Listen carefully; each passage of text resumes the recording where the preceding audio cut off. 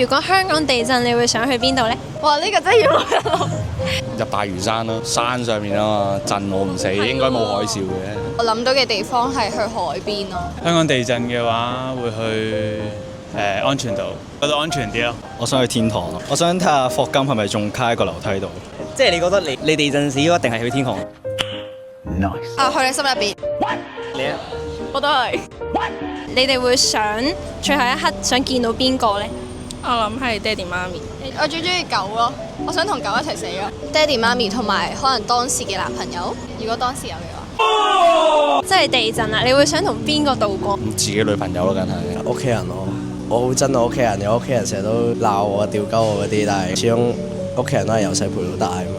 問下你，如果最尾地震俾你做一件事，你會做咩事咧？如果真係地震，捐埋台底咯，會接受你訪問咯。我會趁地震之前去打劫，我會去打劫晒所有嘅狗仔，衝翻去屋企，懟入晒所有唔中意嘅人，都係。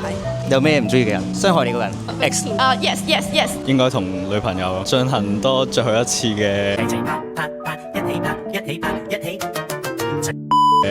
錫啫錫啫錫。